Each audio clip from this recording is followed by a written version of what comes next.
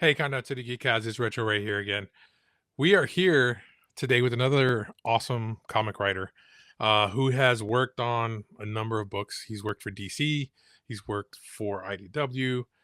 He is currently working with Mad Cave Comics, and he is doing an awesome comic which is called Pastime.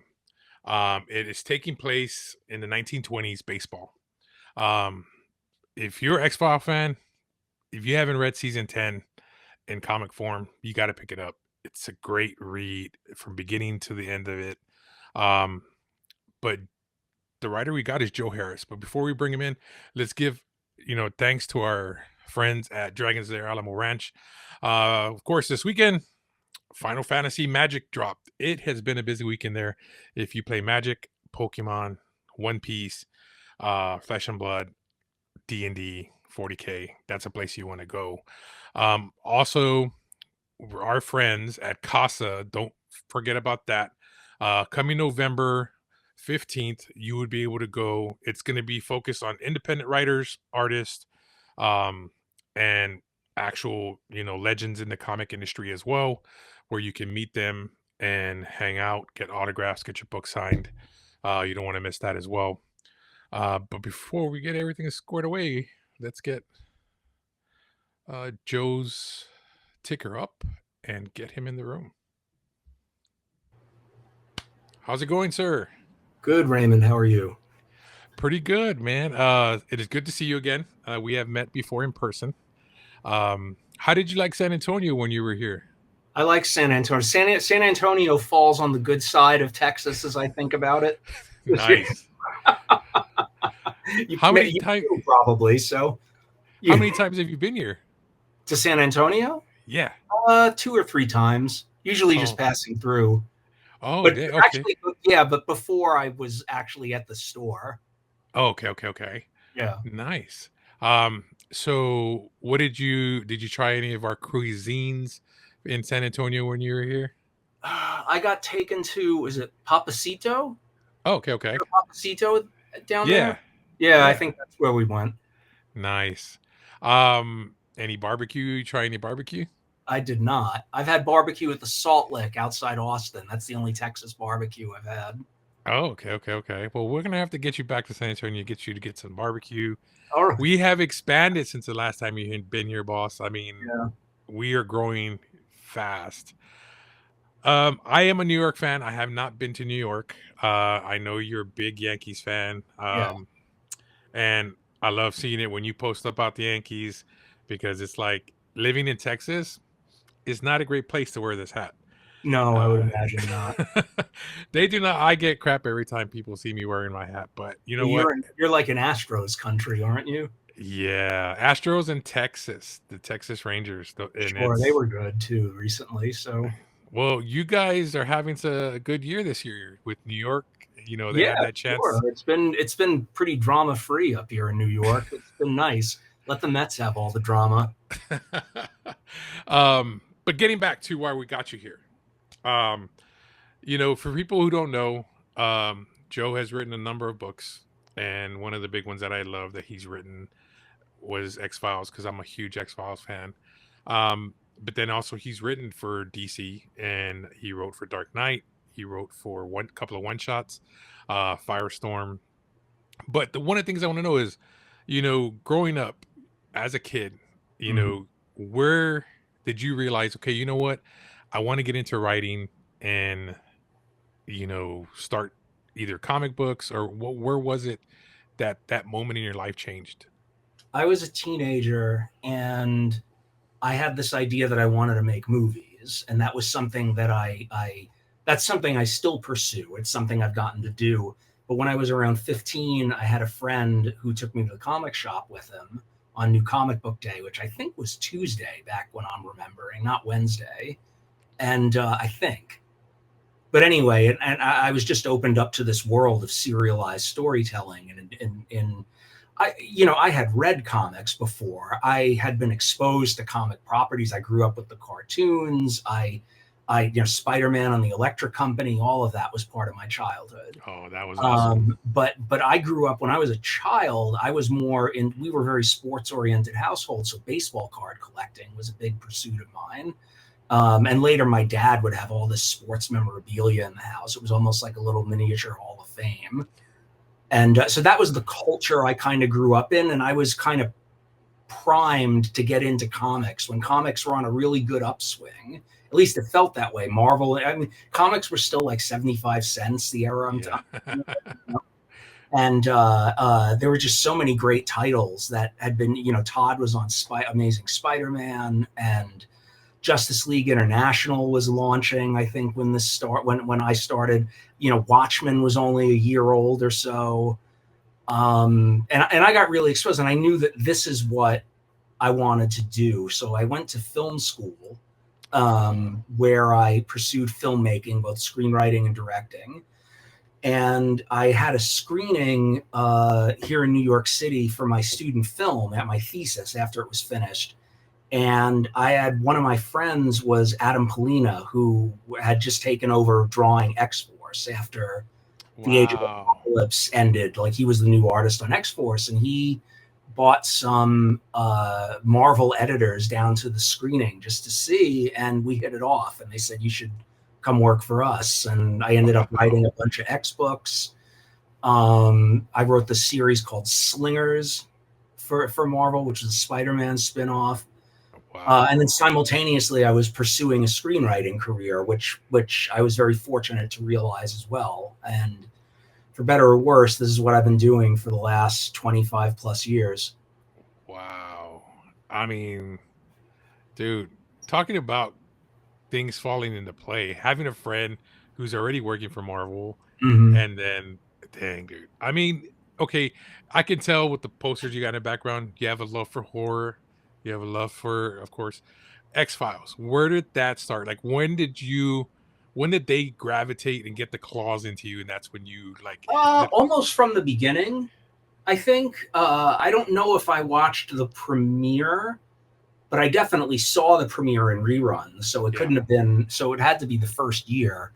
And it was on Friday nights back then. And I was like newly out of high school, hoping I had something to do on Friday night, but often enough I didn't. Yeah. And I felt like the X-Files was made for us. We gave it to develop this rapid core fan base on, Friday nights, which is usually a dead time to program on a new network, Fox. Yeah. I was there for the ride. I was there when it started to get really popular around season 4 or 5. Right leading up to the movie, and it had really crossed over into the mainstream. I was on board all of that. Wow. Yeah, same here. I mean, I missed episodes.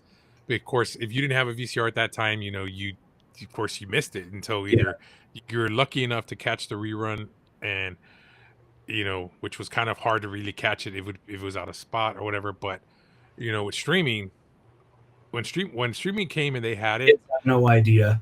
Yeah, I binge watched that thing from beginning to end, and it has that love in the place in my heart for it, because I watched it from beginning to end, and just some of those stories, they were standalone stories, some connected, and that was the best part of it. It was like, and it at the end of it too, it was always, I loved because it would make you think, because it was like, Scully would have her point at one point, and then even Mulder so it kind of made you think, like, okay, well, who's right then? But there's a possibility it could be that. That was the best part of that. And then when you started writing for it, where did you first get the call that you were gonna actually get to write, well, technically season 10 on comic form? I had been talking with IDW Comics at the time just about what I might do for them. Do you have anything I could pitch you? And then editor-in-chief Chris Riles said, how do you feel about the X-Files? I said, oh shit, sure, yes. I went away for like a weekend, and I drew up these plans for what we would eventually call the official season 10, before, of course, the show came back and sort of made us an alternate universe. Yeah. We would build as canon. Chris Carter would end up coming in and giving us feedback and acting as executive producer on the series. Wow. And it turned out to be way more fun than I expected it would be.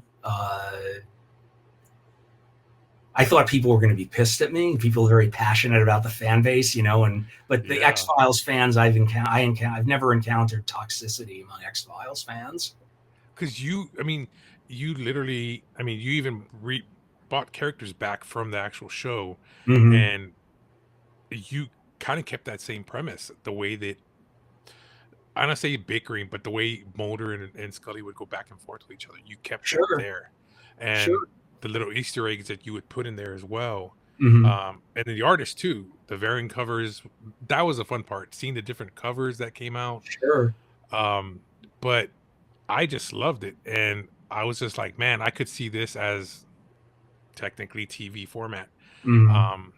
But even that, to be, like, if I was you, I would be just like dumbfounded, like, I can't believe it, I'm writing on the show I grew up watching. And the coolest part is that later on they ended up adapting season 10. Audible ended up adapting it to an audio presentation. Yeah, I don't know, right? And so David Duchovny and Gillian Anderson and the whole cast came in and performed my dialogue, which is, so okay, this was what, I forgot when that actually dropped. Came out in like 2017, 2018. There were 2 volumes. Did you get it? I gotta ask that question.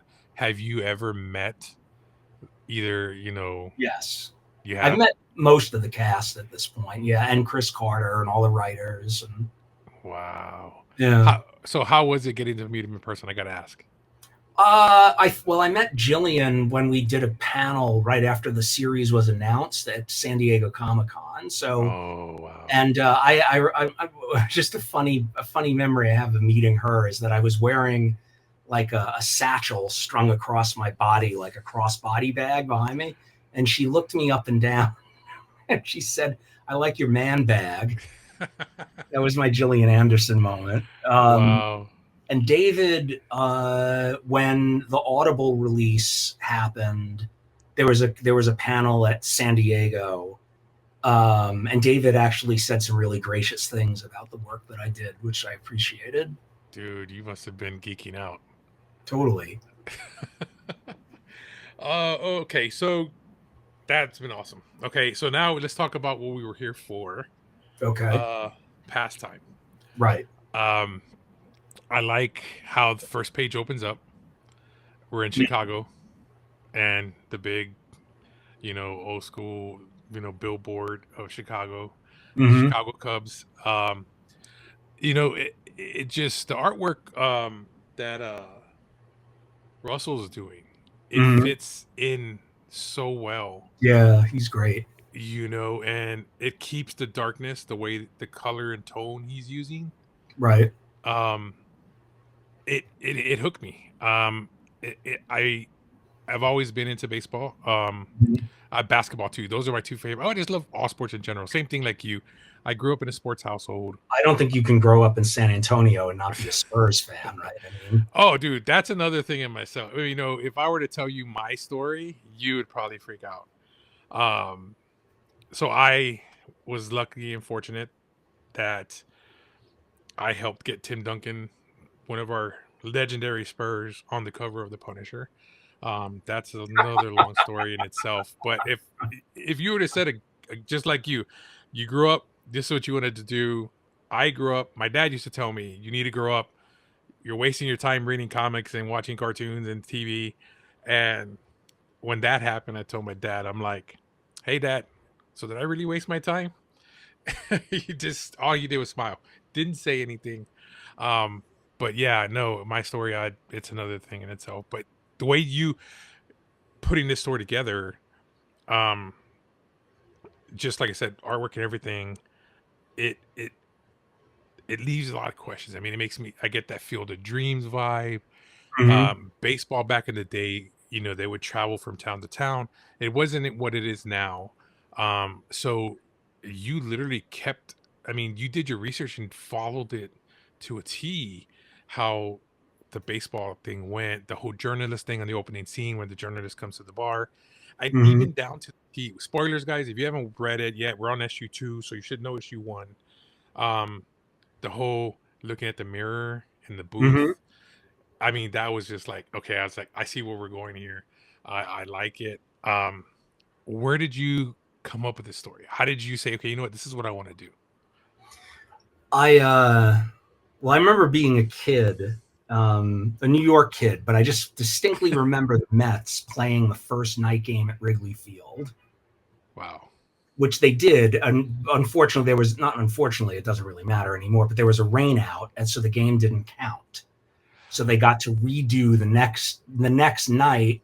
The Cubs were playing somebody else. The Mets moved on, but that was the first official game at Wrigley Field. So anyway, I was conscious of the fact that it was only until the late 80s that all the ballparks had lights, because Wrigley Field didn't have lights until 1988. They were the last major league ballpark. So I've always found that fascinating, that from my dad's generation, most of the games ever were during the day, Wow. and that's how people tended to play baseball for the overwhelming first 100 years or so of the game. And Yeah. then so I was always interested in the evolution of the game, right? And I found out that it was barnstorming teams that were responsible for a lot of innovations when it came to the game, because they had to really attract people like circus grounds would, like Yeah. they'd be coming to town, and sometimes it's like the Harlem Globetrotters. These guys put on a show. It's to give people in the sticks a thrill when it comes to the game everyone loved, even if the big cities are where the professional teams were. Yeah. So anyway, I've always been interested in the evolution of the sport, and I thought, imagine the opportunities night games opened up, and who would benefit by being able to play at night, but someone who was not able to play during the day because of one kind of affliction or another. And I thought, well, who has this particular affliction in our folklore? And I Yeah. thought that would just be a killer mashup, to examine the first baseball's first would-be player, who was also a vampire, who now got to play the game because of the lights at night. Wow. No, and okay, even that, okay, guys, if you ever read the comic, you need to go get it. Opening scene, you see a guy on top of another guy beating. You think he's beating him from what you see in the image, but you really know what he's doing. And then, and towards the end of the episode, or the episode, I don't even want to say episode, comic, it's just crazy how what happens at the very end, where, without giving spoilers, it kind of reminded me of Buffy scene when you Mhm. see Spike, because of course he can't travel during the day, but he would have the trench coat and he'd be running, Right. because to avoid the sun. I Sure. got that vibe when I saw that page of, the body, Hmm. and him trying to dispose of the body, kind of stuff. And it just gave me that flashback. And I'm a Buffy fan too as well. If my wife introduced me to Buffy, so vampires is a thing, not the other kind of vampire that everybody loves, Team Edward stuff. But Sure. this, you really got me thinking, man. Just with the characters the character that you have in there, um, and how did you come up with these two characters? Well, I mean, I started thinking about some of my favorite sports movies, and one of my very favorite baseball films. I think one of the best baseball films, period, is The Natural, starring Robert Yeah, Redford, the Barry Levinson movie. Um, so I just like pieces of these things I love started fitting together. The sort of reverence for the game that you get watching Eight Men Out or Field of Dreams. All of these movies, sort of this magical realism, I've yeah, actually always had a lot of love for. And from there, I just developed who would be this, our protagonist, this young vampire who it turns out was quite good at baseball before World War One called him overseas, and everything that would happen to him that affects him in the time that this book actually takes place would take place. Both his war disfigurement as well as an encounter with the supernatural. And so I came up with this, post-war veteran with a certain amount of PTSD and a grievous injury, who also is a vampire, and he suddenly gets the opportunity to pursue his life's dream again. Only, the cost is you can't be discovered. As always, you're vulnerable when you're a vampire, and two, it's a combustible situation because there's an inherent evil to his existence. Yeah. Wow. No, and it does. And we were talking before the interview where as soon as I was reading it, I was catching it, and it reminded me of course, at season 6, episode 19, The Unnatural, where same thing, we're taking place, in the baseball, where the character is an alien, and when he's sitting in the bus leaning against the window, and you get the reflection when the lights are passing by, Mm-hmm. see him as a normal person in the window, and then you see his alien form, Right. and it just, the vampire thing, I was just like, this is freaking cool. We're gonna get to see, like, okay, I'm pretty sure, I'm hoping we're gonna get that backstory where he where he met the supernatural and then how he is transformed. But Yeah. at the same time, we get an explanation as well for other things without giving spoilers, about the character. And you have this as a 5-part series, but I'm seeing that we're also, we're taking place where we're jumping in time frames. Mm-hmm. And this reporter as well that's introduced into this series. Um, I'll give him spoilers and stuff. How is it that this reporter is trying to interview this character that you have in there? Well, you'll find out later in the series that he catches wind of this kid who's tearing up the barnstorming league, and he's Okay. interested because he thinks there's a story there.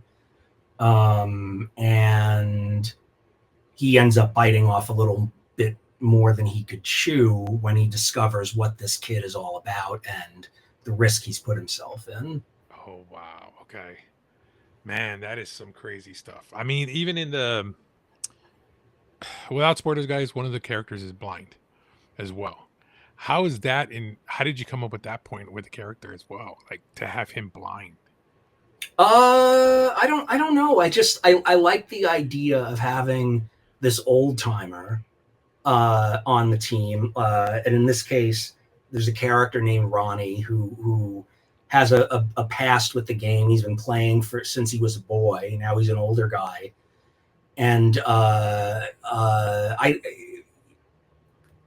his career is behind him. He had a career in the old Negro leagues, and he's been kicking around the game for a while. And when we meet him, he's elderly and he's blind. But I like the idea of having kind of like that character in Rogue One. I forget his name. The guy Yeah, that I know Force is exactly with what you're me, talking I about. am with the Force. That guy. That Yes. blind guy can see everything more or less. And I had this idea for a blind pitcher, which sounds terrifying. But I thought, imagine if Daredevil was pitching. Wow. That's freaking awesome. Okay. Dude, that is freaking cool. I mean, yeah, that's what I kind of was picturing it too, because it's like, and one of the things in the book as well, when I'm watching it, and one of the first thing that popped in my head, because of course, back in the day, if you got hit in the head with the baseball, it can either kill you or it can cause you to lose your sight in your eye, depending how you get hit. So it made me think, okay, did he get hit in the head, which caused him Mhm. to lose his eyesight? When I read comics, I analyze the books or even the TV shows. So I Right. automatically was thinking in my head, okay, well, how did he become blind? And then, Sure. how did We this can happen with expect this later, I character? promise. Yeah. And and that's what I like about your writing. You you make the reader think and try to figure out, like, well, how did this happen to this character as you're reading these stories? Mhm. Everybody analyzes books differently or analyzes TV shows and movies differently. I'm that type of person who likes to watch something or read something and try to figure out, not without spoiling if you're watching it with somebody or anything. In my head, that's what I'm processing, trying to Yeah. figure out, backstories or whatever. Right. Um, but I can't wait to find out what we're gonna get. And this is a 5-issue series. Yeah. And normally when you pitch it, you have to have a beginning and end, correct? Oh, sure. So did you leave it open for a possibility if it does as well as it is, that possibly a continuation of it as well? Uh, the answer is sure, yes, but we haven't had any talk about that yet. Okay. Nice. And of course, guys, if you don't know, Mad Cave is a new comic that's been around, publisher has been around for a while. They've been doing awesome books. Um, and it's one of those things you kind of, the book is, if you know about it coming out, of course you'll pick it up. But sometimes you can just be going through the new week wall, and if you're not paying attention, that cover can catch you. And if you're interested in looking for something to read, because either something that you're not reading is not out that week and you're there picking something else, dude, check them out. They've got good stuff that, it's not something that you would think about. And especially with Joe, what he's doing with this part of it, with the supernatural and kind of horror-ish. Has horror also been a part of your, growing up as well? Oh yeah, for sure, for sure. When I was a little kid, we were the first house in the neighborhood that had a VCR. Right, both we had a Betamax as well as a VHS, and my dad went nuts buying videotapes at the time. Oh, wow. I had, the first few Friday the 13th we had, and Oh, I had an 80s video store essentially in my living room. So everything like My Bloody Valentine, Sleepaway Camp, later Nightmare on Elm Street, Faces of Death, like anything that was like an 80s horror franchise. I was immersed in it when I was a kid. wow. Excuse me. I mean, that, okay. And that's the thing, guys. If you didn't know, our younger generation, VCRs were kind of your iPhones and iPads at one point. If you had the money, you could afford a Betamax or a regular VCR. But even that, what we pay now for a DVD at $29.99, back then, if you wanted to buy a VHS or Betamax tape, you're looking at $100 or more to buy it It at was the all time. very expensive. Yeah, I mean, and it's the same thing. I didn't have a VCR at that point in my time where I could watch like Star Trek Next Generation Right. or X-Files. If I missed that episode, I missed it. Yep. I couldn't go back and I To couldn't go to the this internet day, to I have figure out no what idea. happened. Yeah, I mean, times have changed so much. I mean, I feel the younger generation are spoiled because they could stream everything now. If they missed the episode, they can go back and watch it. As for us as kids, we did not have that luxury. Sure. Um, but with you being a horror fan, have you? I mean, there's a book I wanted to ask you about that you worked on. And there were a thing of short stories, and the Nightmare Factory. Oh yeah, that was a fun book. Yeah, how was Uh, it working on that? well, the Nightmare Factory are adaptations of a cult horror author named Thomas Ligotti's stories. Okay. And they can be some weird things. Like they can be they're very cerebral, very baroque.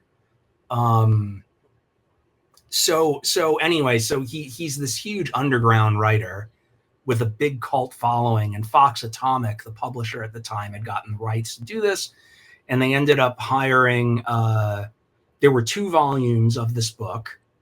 There was a volume 1 and a volume 2. Half of the stories were written by Stuart Moore, who was the editor on Transmetropolitan and Preacher, and Wow. he wrote about half the stories, and I wrote the other half. And then there was a revolving cast of artists adapting these bizarre horror stories. But I got to work with everyone from like Bill Sienkiewicz to Ted McKeever to I mean, I'm leaving people, Vasilis Lalos, all these fantastic illustrators I got to work with to Wow. bring that series to life. If you're looking for something off the beaten path, something that's scary but gorgeous too. I mean, literally Bill Sienkiewicz's story he adapted with me is stellar work. Find the Nightmare Factory. It's been out of print forever, but if you can check it out, you should. Yeah, I mean, I had heard about it, and a friend of mine, when I told him I was interviewing you, he's like, "Oh yeah, he worked on," and I was like, "Yeah, I heard about it. I never." And that's the thing about graphic novels now. You can't. It's not as easy to find graphic novels anymore unless you can either go to the internet, eBay, Right, Amazon if you're lucky, right. because a lot of the stuff once it's out of print, that's it. You can't get your Yeah. hands on a lot of graphic novel stuff. Either you get it now, or what some people call it. And when you're reading the comic and you're buying the comic, once a graphic novel is called double dipping, you're paying for the comic, but you already read it, you Yeah, already own the issues, but you're also buying the graphic novel as well. right. And normally the reason why people tend to do that is if you're a collector, Hmm. you'll read it in the comic form and then Put it it goes in away. the box. You never take it back out. And Right, if you ever want to go back and read it, that's what the graphic novel is for. right. I never was a digital person. I can't. I still have to have my physical copies. I I don't hear. know. There are some people who do digital. I just can't. I Yeah, have to have physical in my sure. hands kind of stuff. Are you a physical person? Are you a digital or? Both. I have to be honest with you. Because of space, I live in a New York City apartment. I had to Oh yeah. downsize a huge comic collection at one point years ago. Oh, So I tend to read stuff digitally more or less, but I appreciate that. whenever I can read books in physical form. Well, that's understandable. Yes, because New York, of course. Yes. There's just Um, space. It's like, and as it is, I trip over my books, so it's hard. I love what you have in your background. I love you have. It looks like your X Files characters, Funko Pops, right there, and then your Yes, Joker piece. Yes, right, nice. right. There's a Tooth Fairy up there too from Darkness Falls. Oh, nice. You see her above the X Files Funkos. Yeah, dude, Funko. Don't even get me started on Funko. I see them behind you. Well, at first I was like, "Oh, this is just a fad. I'm not gonna buy this stuff." But then when they started making characters that I cared about, Yeah, I'm like, "God dang!" So it started off with one. I've got my Kevin Smith. I'm a big Supergirl fan from the comic side, and when they transitioned her into the like Smallville and the TV right. show, this one's actually the Supergirl from the TV show. And then of course I've got my Spidey Gwen. Um, Mhm. and then Blue Beetle, big Blue Beetle fan. Those rarities behind you. No, they're just exclusives. Like the Kevin Smith. Okay, Huh? I've always been into. I love writers and directors, and that's what I love about you guys. I wish I could write. I have ideas, but that's one of my flaws. I can't write. One, I'm dyslexic to a certain point. I could read and everything, but it just things come back for it. I'm not great at really reading big things, but I love seeing awesome writers put like TV shows and movies together. Kevin Smith is one of that I wouldn't be doing this stuff right here, the podcast stuff. It wasn't for him talking about, I first time I heard a podcast was, his when he was doing them, and Mm. it took me away from listening to regular radio, and you got to hear their stories. And one of the things I interviewed Jimmy Palmiotti, Mhm. and Jimmy talked about, he's like, there's awesome creators out there that back in the day there wasn't anything like this. Yeah, if you had an interview with, Bernie Wrightson, you're lucky. It's you try to find something. It's either article. There's really no actual long interviews with any of them. Stan Lee, of course, they had, of course, because he was huge.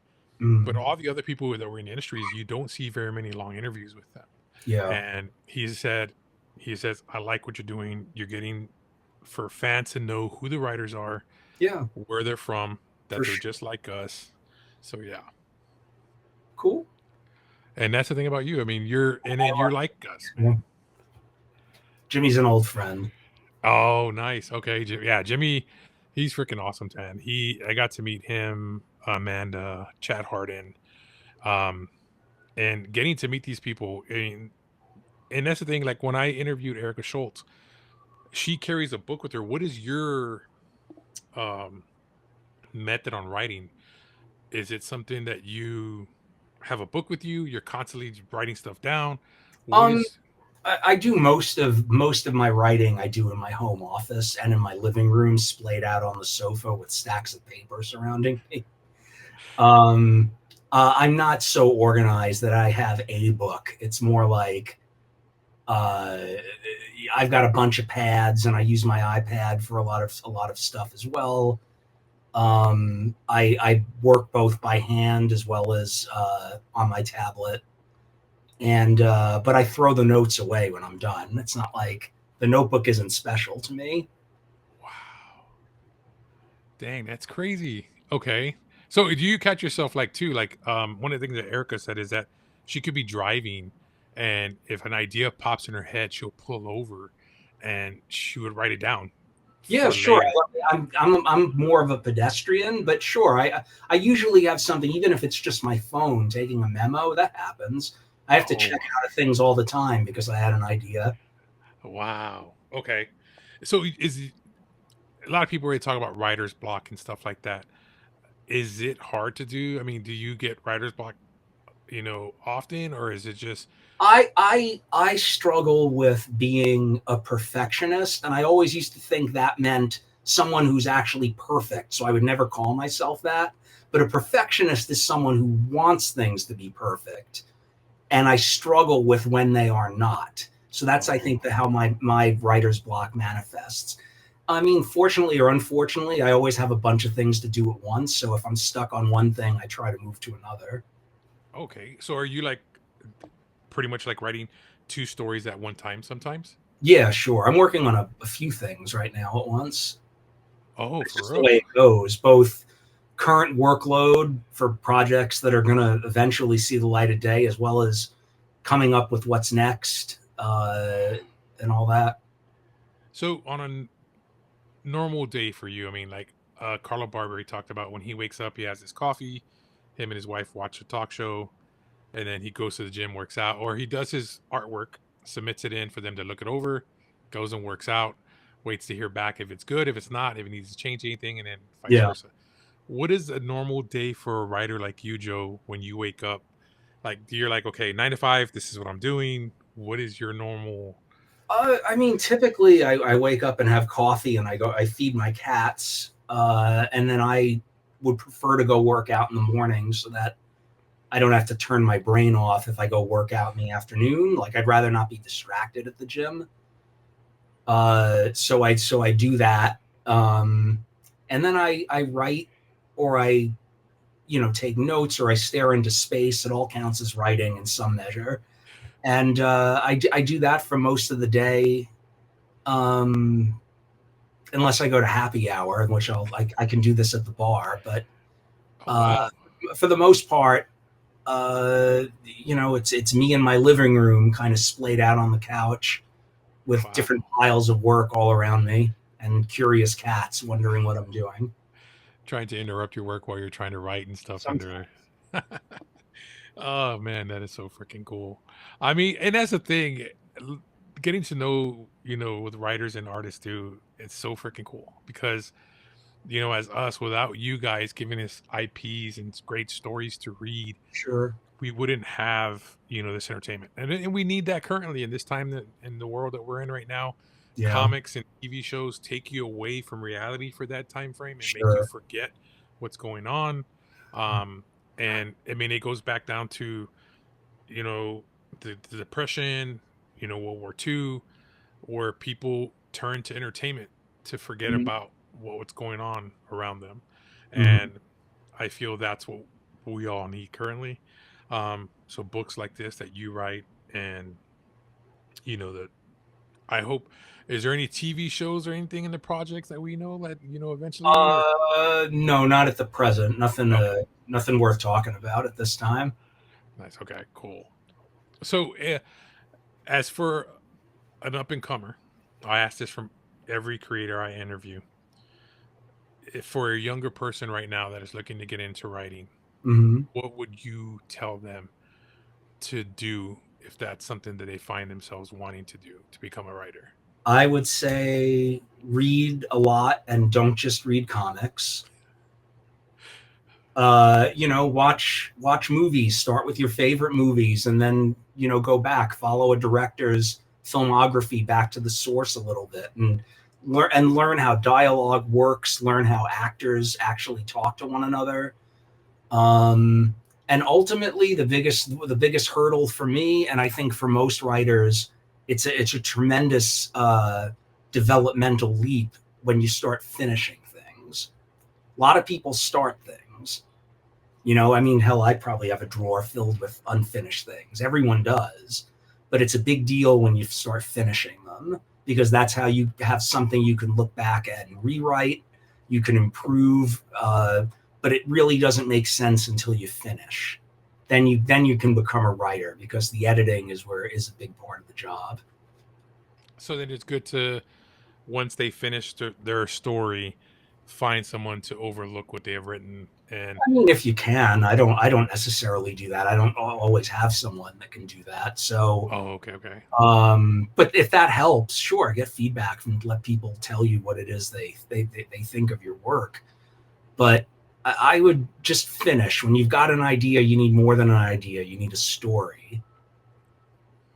Okay. And is it always good to have the your beginning, your origin story, and the end, or have it to where you leave the ending opening, or what's the best part to have, or the process in that? I don't. I like a clever reveal. So I think if I can make you think it's one thing in the beginning, and then make you realize it's something else, maybe Okay. 3/4 of the way through, that's my favorite to pull off. I just like a good twist. Nice. Okay. Well, that's good.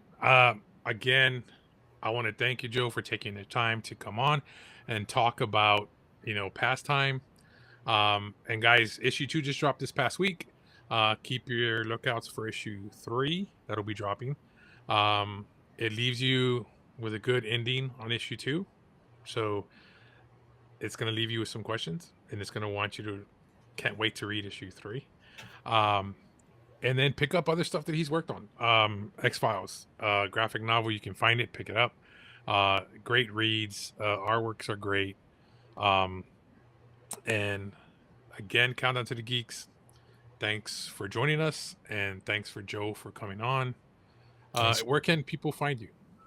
People can find me on Facebook. I'm Joe Harris. On Instagram, I am Joe Harris NYC, and on Blue Sky, I'm Joe Harris. Sweet.